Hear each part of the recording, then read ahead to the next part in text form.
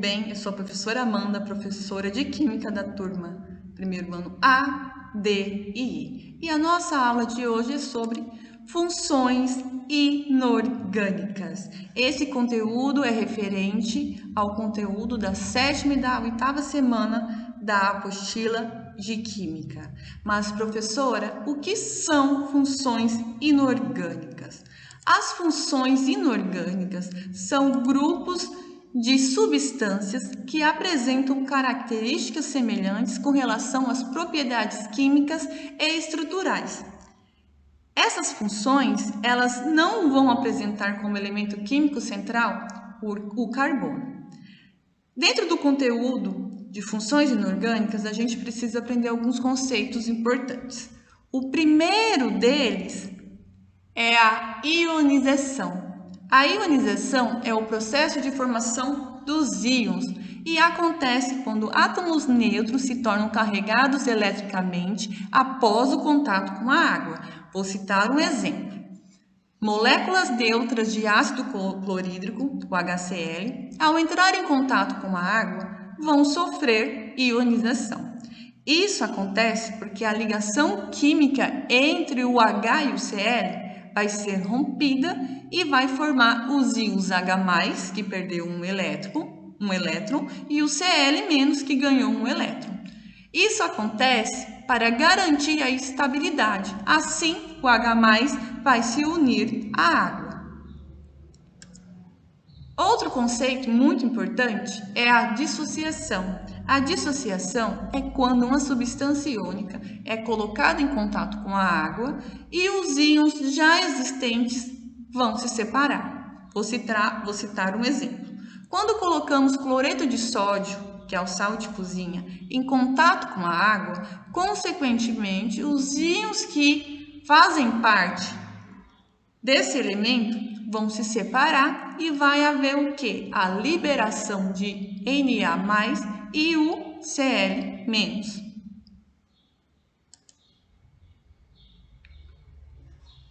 Existem 4 funções inorgânicas: os ácidos, as bases, os sais e os óxidos.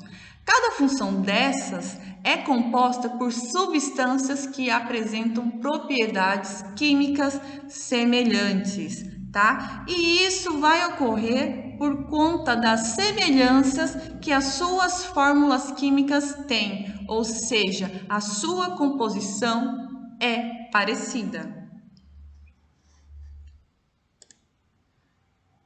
De acordo com Arrhenius, a gente consegue classificar, como foi dito, as funções inorgânicas em ácidos, em bases, em sais e em óxidos. Tudo isso vai envolver o quê? A acidez, a basicidade, a solubilidade em água, a reatividade e a condutibilidade elétrica. São essas características que fez com que cada grupo desse tivesse suas características em comum. A primeira função orgânica que nós iremos estudar são os ácidos. Os ácidos são compostos covalentes. Lembra lá de ligação química? Compostos covalentes são aqueles que compartilham elétrons nas suas ligações. Tá? Os ácidos, eles têm a capacidade de ionizar em água e formar cargas liberando H+ como um único cátion. Quais são as características, então, dos ácidos? Primeiramente, os ácidos, eles têm sabor azedo. Eles também são ótimos condutores de correntes elétricas, pois são soluções eletrolíticas. Eles formam o gás hidrogênio quando reagem com metais, como, exemplo, o magnésio e o zinco. Os ácidos, eles também formam gás carbônico ao reagir com o carbonato de cálcio. E os ácidos também alteram para uma cor específica os indicadores ácido-base, no caso o papel de tornassol azul, ele vai ficar vermelho. Existem algumas aplicações dos ácidos no nosso cotidiano, na nossa vida. Por exemplo, o ácido clorídrico, ele é utilizado na limpeza e ele é comercializado impuro como ácido muriático. O ácido sulfúrico, ele é utilizado nas indústrias de tintas, refino de açúcar e produção de fertilizantes. O ácido acético, ele é utilizado no vinagre em uma porcentagem de 3 a 7%. Você sabia disso? E o ácido carbônico, que é utilizado em água gasificada e refrigerantes. Você sabia disso também? E também temos o ácido nítrico, que é utilizado na fabricação de explosivos e fertilizantes. Isso a gente precisa ter muito cuidado. A outra função inorgânica que temos são as bases. As bases são compostos iônicos formados por cátions, na maioria das vezes de metais que se dissociam em água, liberando o ânion hidróxido OH-. E quais são as características das bases? Vamos lá? Primeiramente, a maioria das bases são insolúveis em água e elas vão conduzir corrente elétrica em solução aquosa.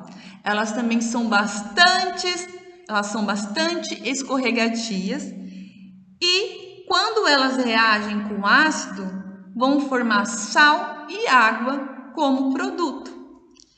E elas alteram para uma cor específica os indicadores ácido e base, né? O papel de tornar sal vermelho fica azul. Vamos ver algumas aplicações das bases do nosso cotidiano.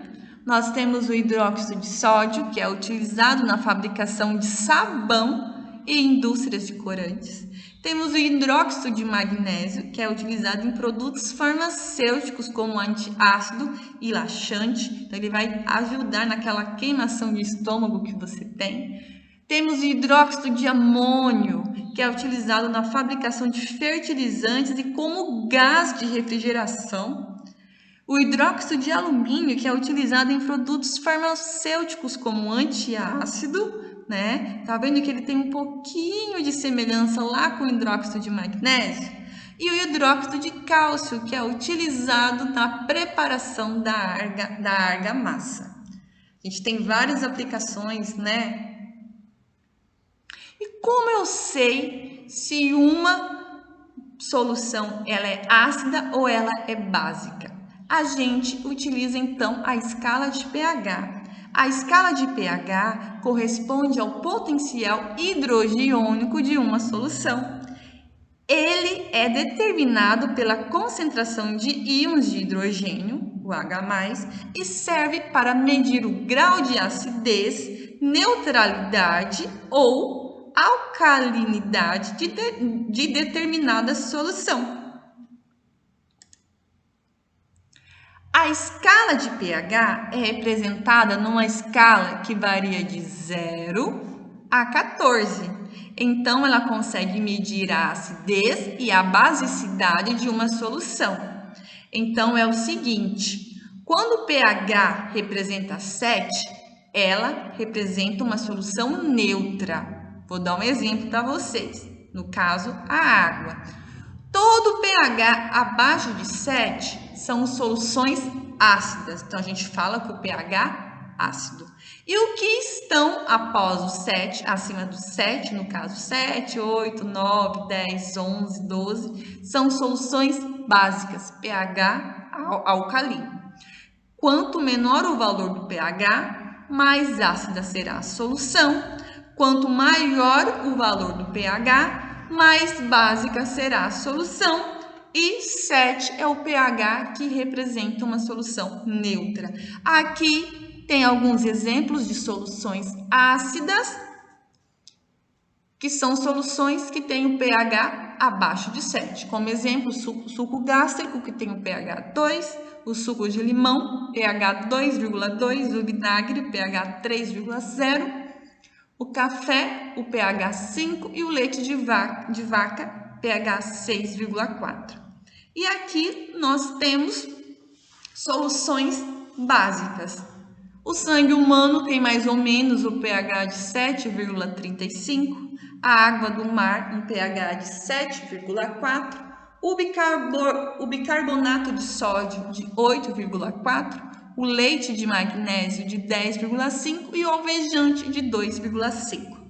Agora que nós já sabemos o que são funções inorgânicas, nós iremos fazer algumas atividades para fixar o conteúdo, né? E melhorar ainda mais a nossa aprendizagem. Então, a primeira atividade, vocês irão consultar o livro da página 250 a 255, o livro de Química, e vocês irão responder as questões 1, 2, 3, 4, 5 e 6, que está na apostila, tá? Após ter assistido esse vídeo, espero que vocês tenham gostado, vocês vão realizar a atividade 1, 2, 3, 4, 5 e 6 da apostila, que fala sobre funções inorgânicas e pH. Gente, então era isso. Espero que vocês tenham gostado e entendido a aula. Se precisar de alguma coisa, é só entrar em contato. Então, bons estudos e até mais. Beijos!